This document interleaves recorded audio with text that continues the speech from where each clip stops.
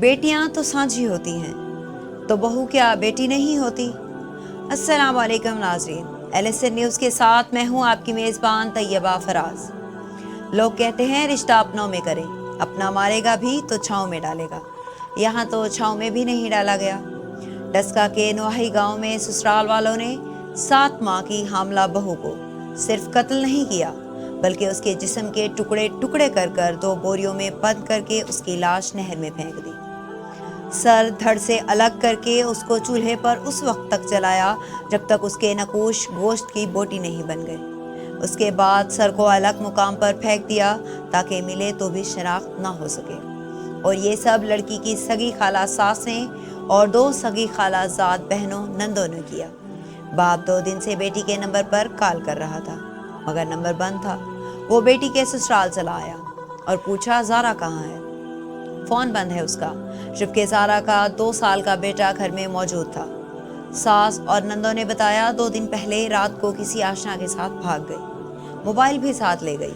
ہم تو کسی کو منہ دکھانے کے قابل نہیں رہے، خاموشی سے تلاش کر رہے ہیں۔ باپ کو یقین نہ آیا۔ 4 سال پہلے اس نے بڑے چاؤ سے اس کے خالہ زاد قدیر سے اس کی شادی کی تھی اور وہ دونوں بہت خوش تھے۔ اس نے تلاش گمشدگی کے لیے پولیس کی مدد لی۔ پولیس نے سسرالیوں کے بیان لیے، ہر ایک کے بیان میں تضاد تھا۔ چنانچہ زارا کی ساس اور نندوں کو شامل تفتیش کیا گیا، جس پر انہوں نے انکشاف کیا کہ زارا بھاگی نہیں بلکہ 11 نومبر کی رات انہوں نے اس کو مار کر پھینک دیا تھا اور شوہر کو بھی یہی بتایا کہ وہ کسی سے رابطے میں تھی۔ زارا 7 ماہ کی حاملہ تھی، اس کے ساتھ ننھی جان بھی ماری گئی۔ جھگڑا کیا تھا؟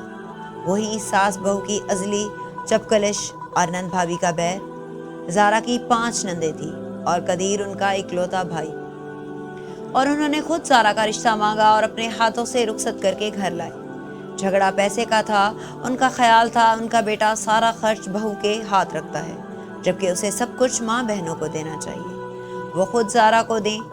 انہیں جھگڑوں سے تنگ آ کر قدیر اسے اٹلی بھی لے گیا اور کچھ ماہ پہلے سسرال چھوڑ گیا۔ اس بار ساس اور نندوں نے سوچا کہ زارا کو واپس ہی نہ جانے دیا جائے اور قصہ تمام کر کے الزام لگا دیں کہ کسی کے ساتھ بھاگ گئی۔ لاہور سے کسی رشتہ دار کو بلایا۔ فجر سے کچھ دیر پہلے سوئی ہوئی زارا کے منہ پر تکیہ رکھ کر سانس بند کی اور موت کے حوالے کر دیا۔